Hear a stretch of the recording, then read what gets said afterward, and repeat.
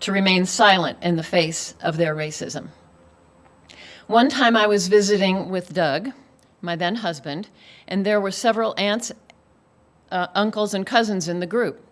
Aunt Mimi was complaining about her African-American maid who had not come on time that day, and she said, "Those people live like animals. We should send them all back to Africa."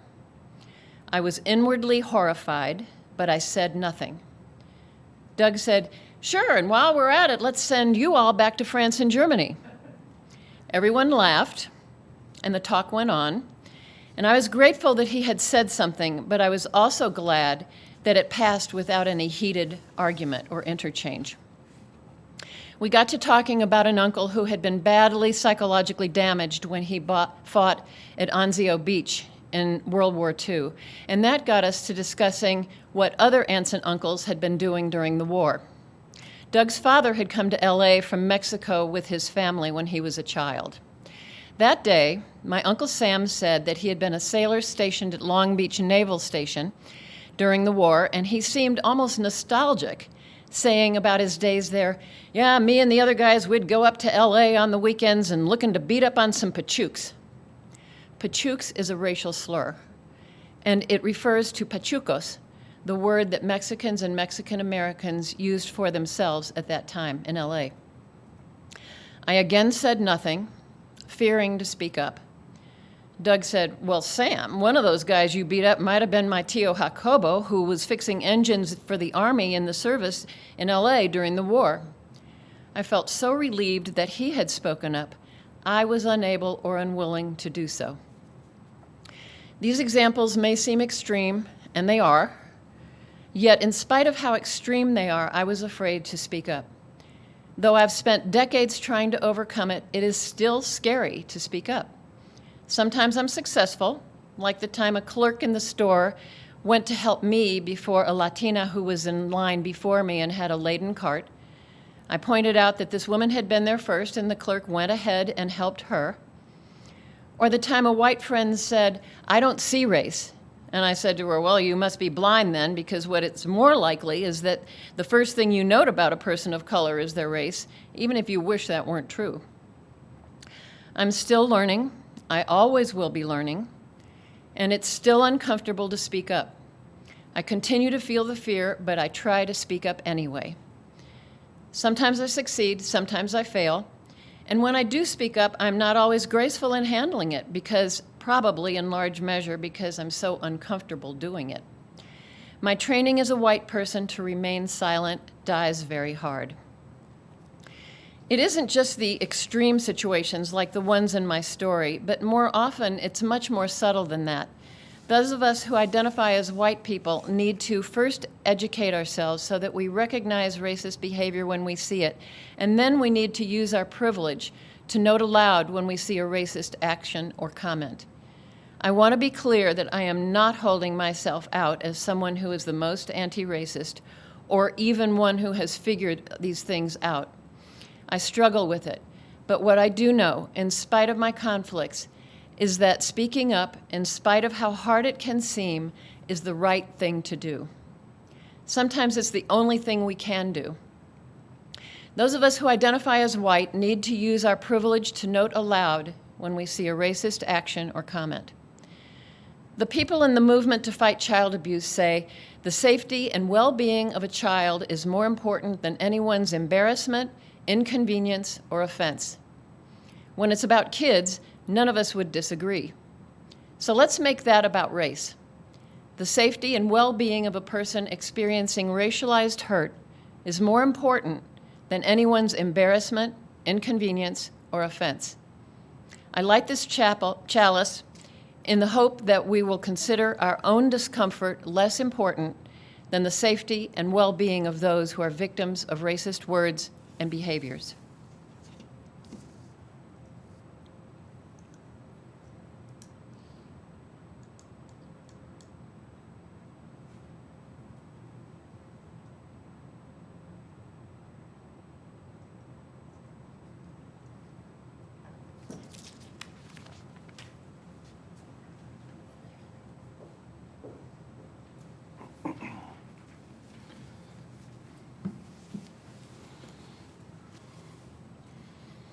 tempting for all of us. It's easy for all of us to turn the man, Martin Luther King, into a statue, into an idol, to repeat the warm vision, the promised life he told us about. So I'm not here to console you with a historical lesson about things over and done, but to lay before you the charge that he laid on us, that the struggle towards the dream is as sharp now as it has ever been. Some days, the preacher's task is to comfort the afflicted. And some days, it is to afflict the comfortable. And in that spirit, I share as a reading today these words from Dr. King. He writes, "I must confess that over the past few years, I have been gravely disappointed in the white moderate.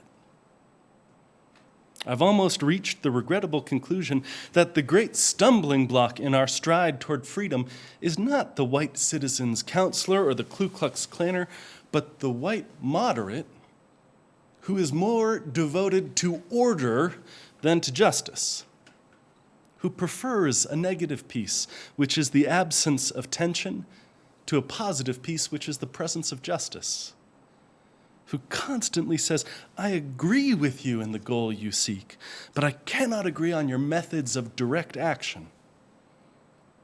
The moderate who paternalistically believes he can set the timetable for another man's freedom, who lives by a mythical concept of time, and who constantly advises to wait for a more convenient season. Shallow understanding from people of goodwill is more frustrating than absolute misunderstanding from people of ill will. Lukewarm acceptance is much more bewildering than outright rejection. I had hoped," he continues, "I had hoped that the white moderate would understand that law and order exist for the purpose of establishing justice, and that when they fail in this purpose, they become the dangerously structured dams that block the flow of social progress. I had hoped," he says, "that the white moderate would understand that the present tension is a necessary phase of the transition from an obnoxious negative peace to a substantive and positive peace, in which all men will respect the dignity and worth of human personality. And actually, we who engage in nonviolent direct action are not the creators of tension. We merely bring to the surface the hidden tension that is already alive. We bring it out in the open, where it can be seen and dealt with like a boil that can never be cured so long as it is covered up, but must be opened with all its ugliness to the natural medicines of air and light. Injustice must be exposed with all the tension its exposure creates, exposed to the light of human conscience and the air of national opinion before it can be cured. I'd hoped also that the white moderate would reject the myth concerning time in relation to the struggle for freedom, the strangely irrational notion that there is something in the very flow of time that will inevitably cure all ills. Actually, time itself is neutral, and it can be used either destructively or constructively. More and more, I feel that people of ill will have used time much more effectively than people of good will. We will have to repent in this generation, not merely for the hateful words and actions of the bad people, but for the appalling silence of the good. For human progress never rolls in on wheels of inevitability.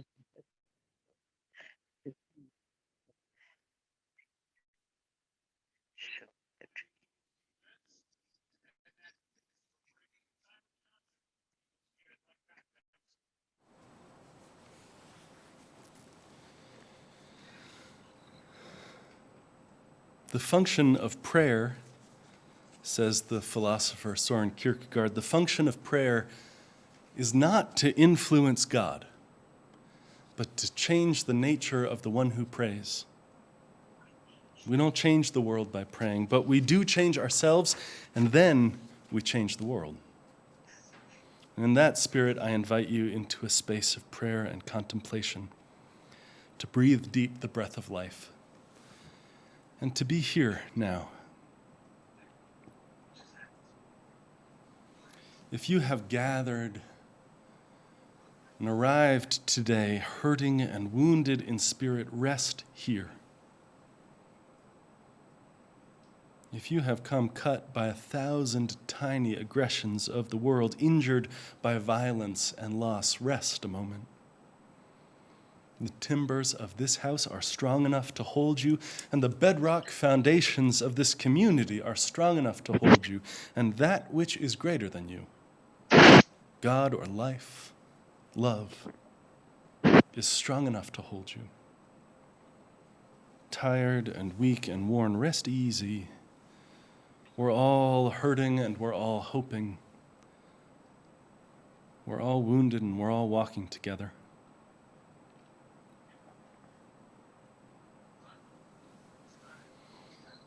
Our words for meditation are from Dr. King. There are certain things in our nation and in our world to which I am proud to be maladjusted. May it be so for us, and which I hope all men of goodwill will be maladjusted until the good societies realize. I never intend to become adjusted to the segregation and discrimination. I never intend to become adjusted to religious bigotry. I never intend to adjust myself to economic conditions that will take necessities from the many to give luxuries to the few. I never intend to adjust myself to the madness of militarism, to the self-defeating effects of physical violence. Our hope and our prayer this morning is to remain maladjusted, never to take for granted that the way things are is the way they ought to be, the way that they're supposed to be, but always to reach forward. It is 50 years later, 350 years later, 2,000 years later, the whole of human history behind us, and we're still struggling to make real love's aspiration of justice. We remember we are walking toward a land we may not reach, and so we pray and change ourselves in the praying. Let us be more ethical than expedient, more awake than oblivious, more courageous than cautious. Amen.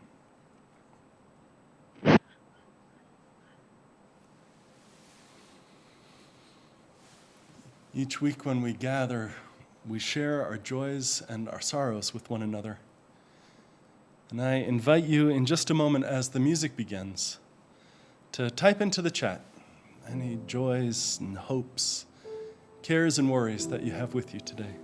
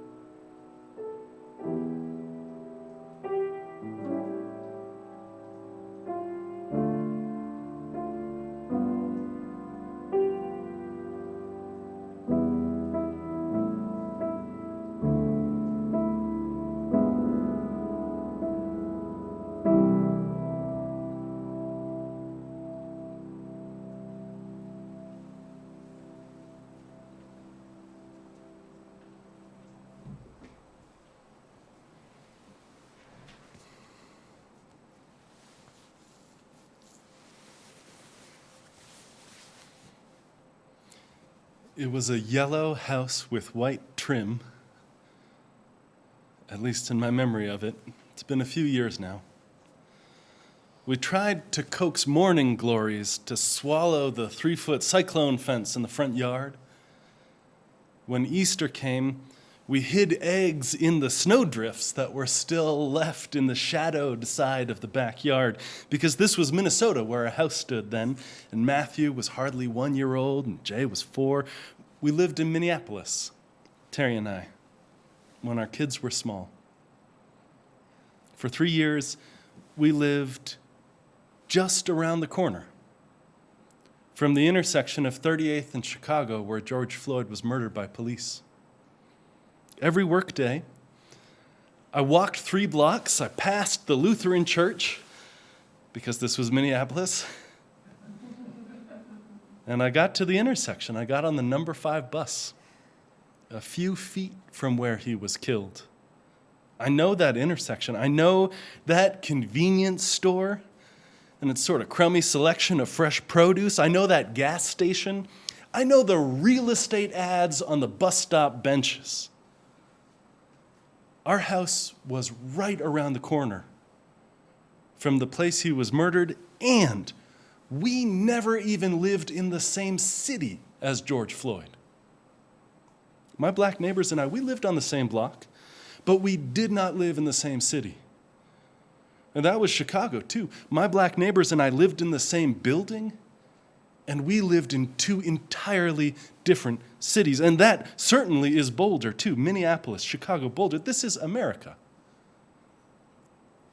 And we progressive white folks, we who support and work for integration, don't yet live in the same city as our next door neighbors.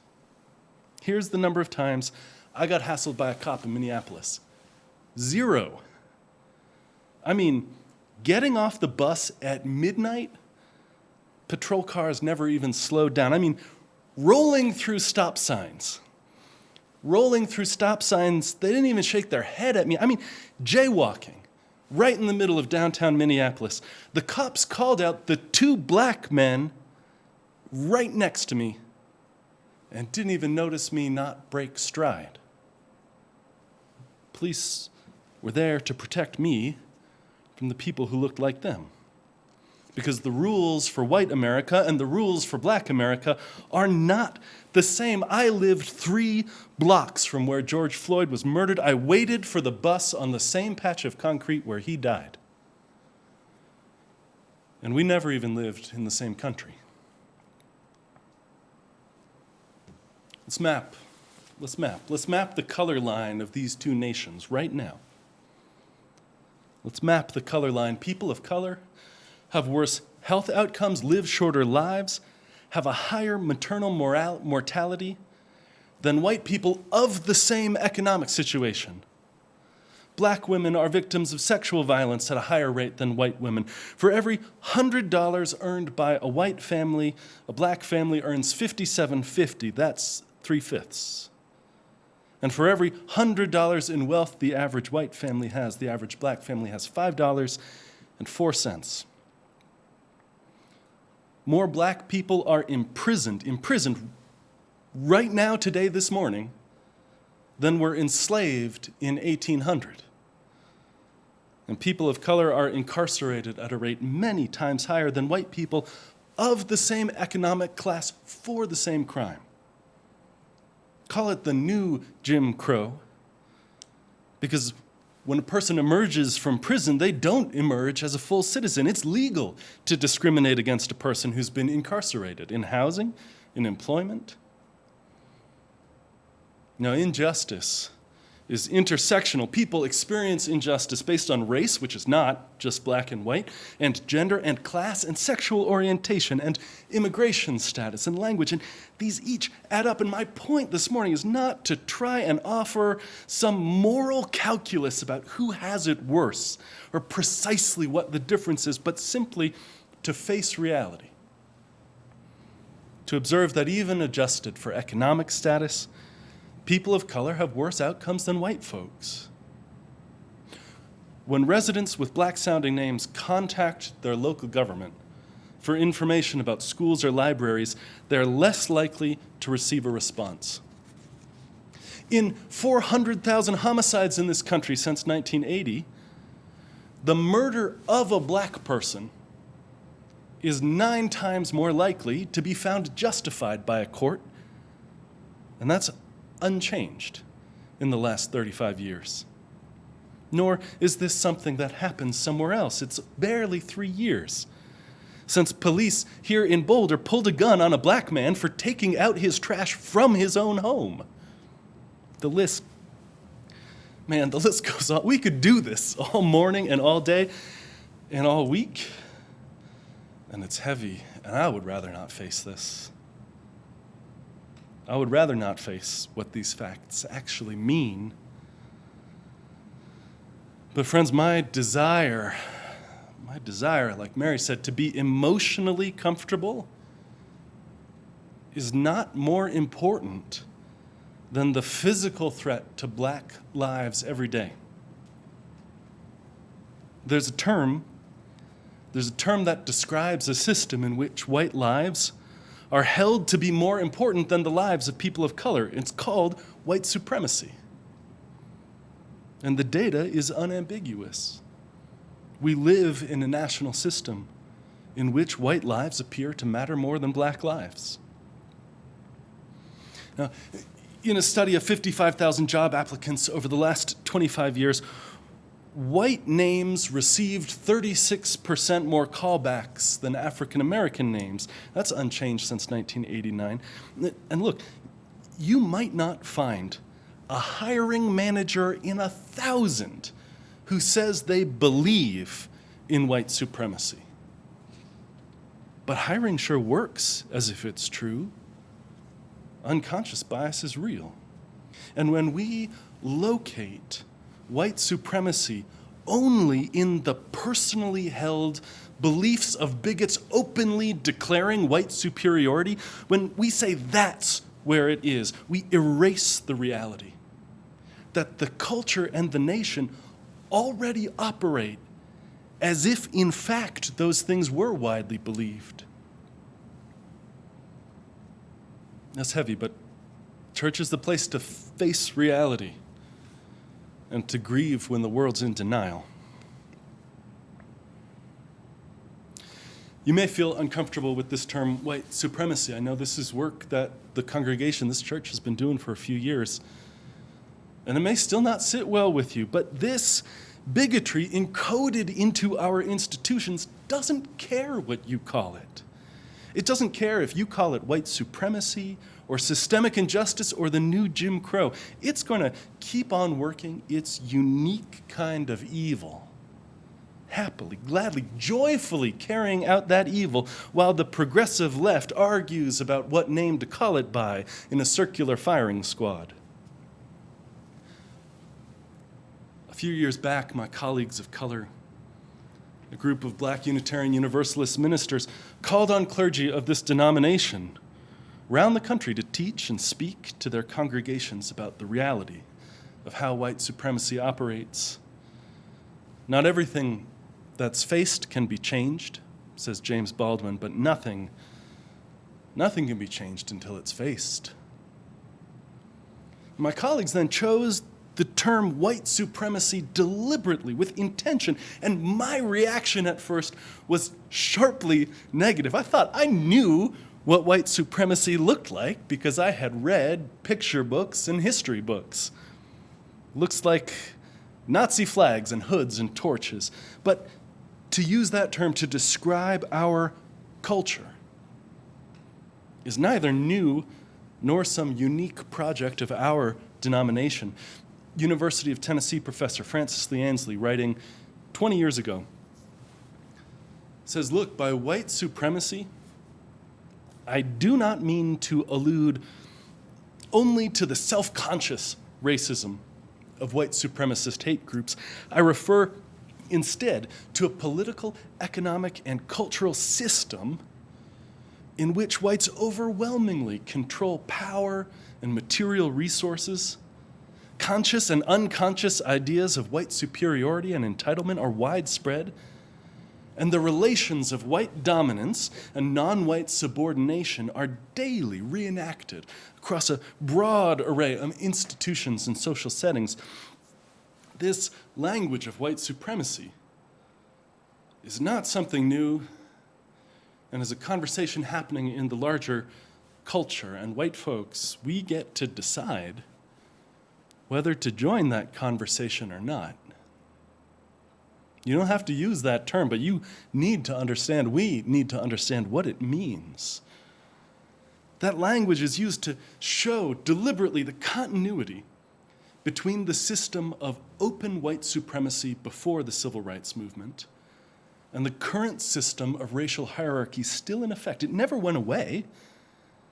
It shifted from explicit government and individual action into impersonal things. It became market forces instead of legislation. When the new state anti-voting laws across this country prohibit ballot drop-off boxes or Sunday voting, the question to ask is not whether the openly declared intent is to disenfranchise minority voters. The test is, who does this affect? What is the impact? If you pass a race-neutral law that disproportionately affects minorities, it is not a race-neutral law. An English teacher might say that the system of white supremacy in this country, it's shifted from something like the active voice to the passive voice, from identifiable subjects causing it to happen to a nebulous state of being without a subject behind it. In over 1,200 pages of McDougall Little's widely used high school textbook, The Americans, a single paragraph is devoted to 20th century discrimination in the North.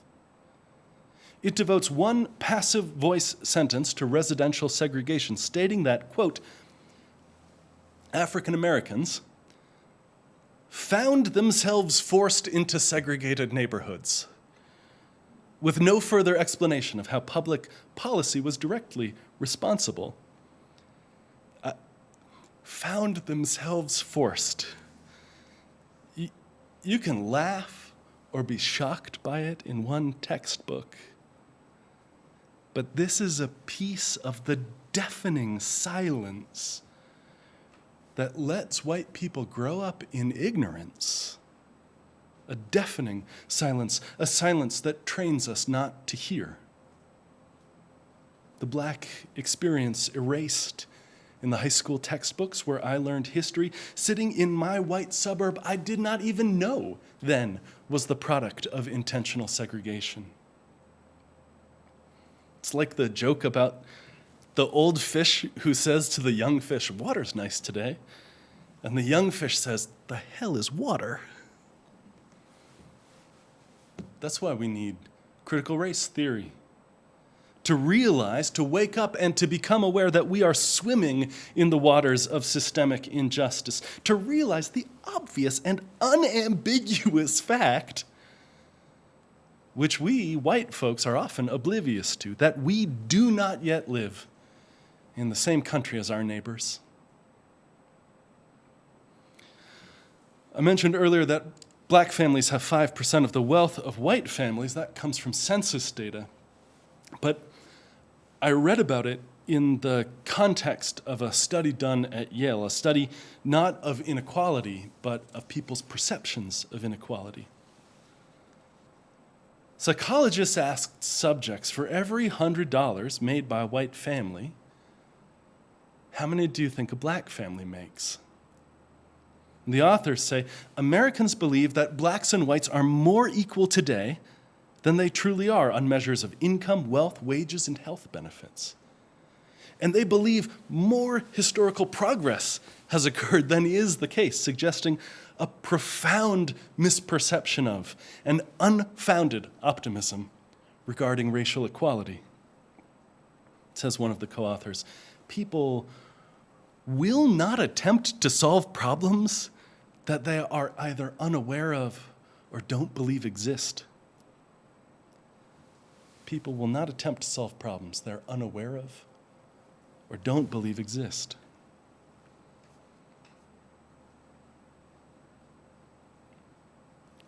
I'm used to the conversations that white folks have with each other to talk about race without talking about race. Our last 4 years in Chicago, we lived in Woodlawn, a majority black neighborhood on the south side. And white folks from the suburbs never once asked me, what's it like being a white person in a black neighborhood? What's that experience like? How does that feel? But they did ask me regularly, do you feel safe in your neighborhood? Now, it's code. Do you feel safe? It doesn't mean, this code, it doesn't mean what's the crime rate in your neighborhood? Because the homicide rate in my neighborhood was the same as it was on the white north side. When someone asks, do you feel safe, what they're really saying is, do you feel safe around so many black people every day? And I'm not even sure that they know consciously that that's the question being asked. And I certainly don't think it's formulated out of an explicit self-knowledge of that fear or worry or any racial animosity. Nonetheless, that's the question. In a city like Boulder, watch what happens. Watch what happens when a black man steps into a room of all white people, coffee shop, a waiting room. Don't watch him. Watch what the other white people do. How do they move? How does their focus change? Are they even aware themselves of what's happening? You may not be used to looking for that change in the room or seeing it. But the person of color in this city knows it and feels it and experiences it every day. And the biggest obstacle to the race problem in Boulder is the belief there is no race problem. Whew. Friends, if you're starting to feel blamed or shamed or guilted, I am not leaving you there, because shame is a trap. It is a trap you fall into that keeps the status quo where it is. Shame is a trap. Don't fall for that stuff. I say this, especially white folks, really, I'm talking to you. Because shame is a trap that keeps you looking in at yourself instead of out at the world around you. Shame keeps you looking at your private past instead of our shared future. Don't fall for it. Don't fall for the politics of personal exoneration while the world stays unchanged. Of course you're going to screw up. Of course you have in the past. It doesn't mean feel guilty. It means you're a person. It feels sometimes like the antidote to shame is purity. If I just keep myself from doing the wrong thing ever, then I won't ever feel that uncomfortable feeling. But purity is a trap just as much as shame is. Don't fall for that stuff. We are, each of us, all of us, going to mess up and fall short of our ideals. We're going to miss the mark. And in fact, the more conscious that you get about race, the more you might discover that you've fallen short, the more uncomfortable you might feel in the short term. But the solution is not to try to be more pure. That's a dead end. That's a cul-de-sac to go around and around and around and go nowhere in. Much harder, but much simpler, is to say, I'm human, and sooner or later I'm going to fall on my face, and so I better get good, not at being pure, I better get good at making amends and learning something and picking myself back up again. And individualism, too, is a trap. It wasn't one man's bus boycott. It wasn't one man's march on Washington. It wasn't one man's Civil Rights Act. But when the shot broke his body on April 4th, 1968, a great and subtle lie passed into history books and pop culture that the movement was the work of one man. But Reverend Dr. King did not preach and organize and agitate so that other people would not have to. He gave the work to the people.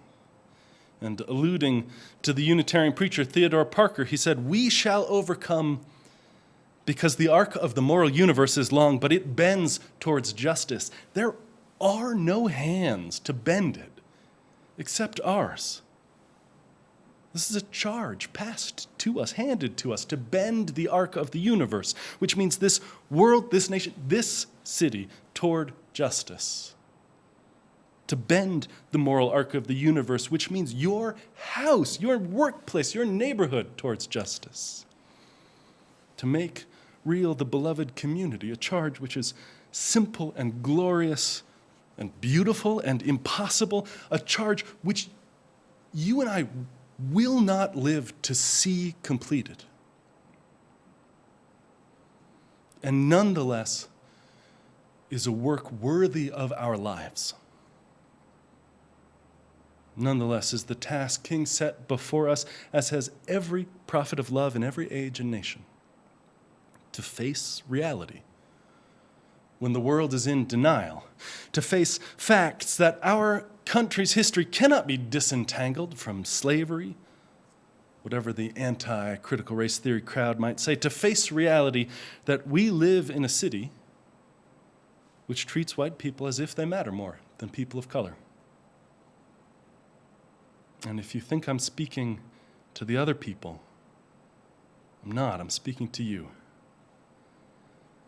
And if that makes you uncomfortable, friends, it makes me deeply uncomfortable too. That's okay.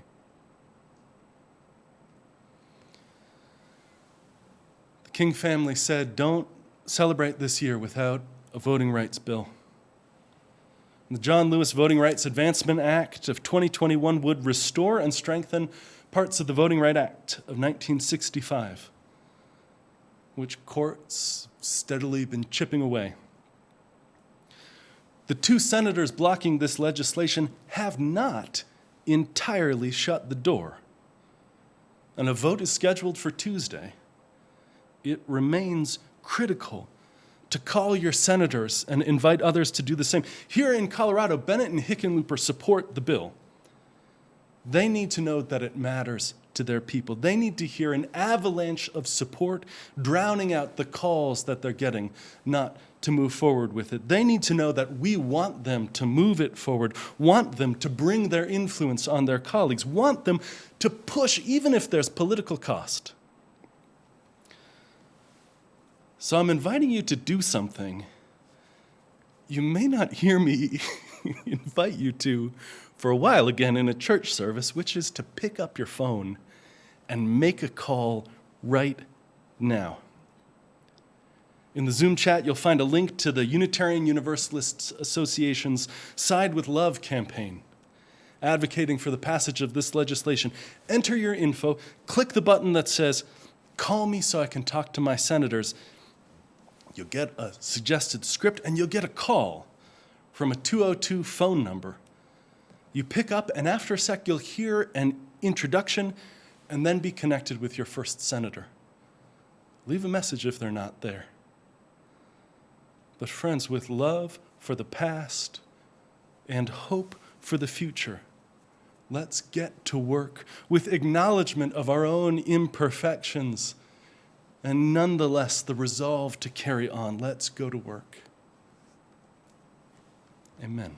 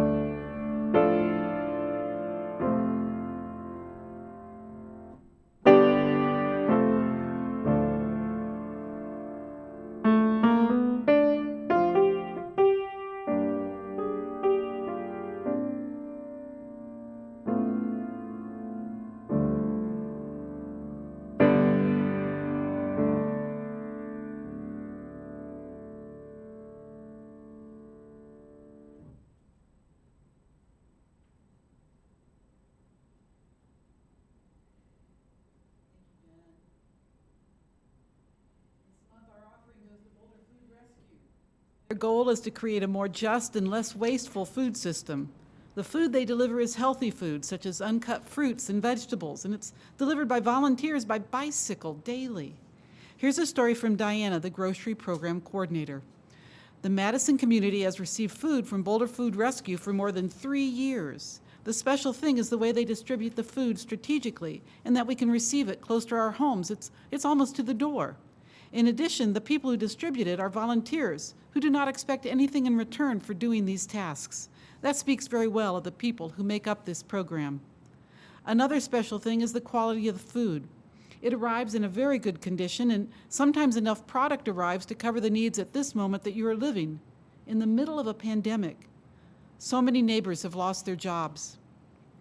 Receiving food during the pandemic has been a great challenge for some of us, but we have been adapting to follow the safety rules, respecting the distance, and using masks, disinfecting our hands before and after approaching each other.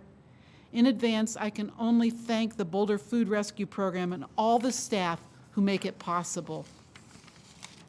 You can make a donation now using the link posted in our chat by sending a check to UUCB or scanning the QR code on the next slide with your mobile phone. I invite you to give as generously as you are able.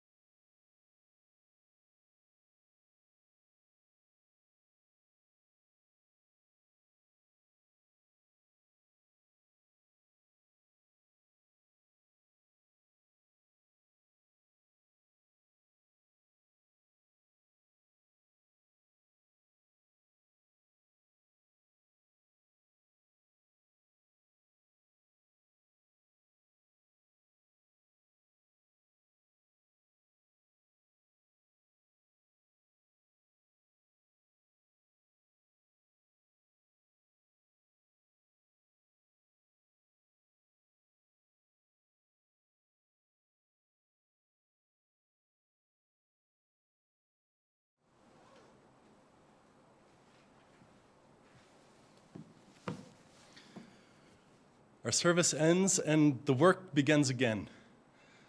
I invite you to go out into this world with hearts full of love, to be disturbers of an unjust peace. Amen.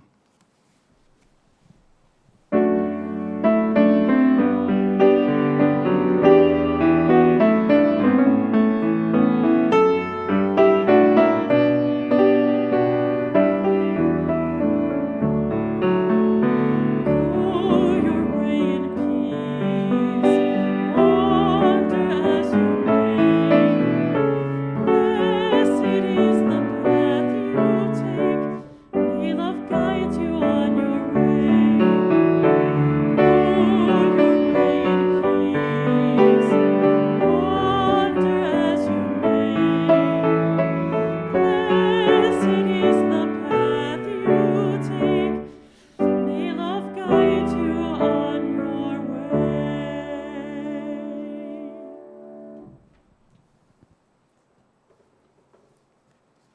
Thank you all who have gathered here this morning. We invite you to stay with us in the Zoom rooms for a time of online fellowship and discussion.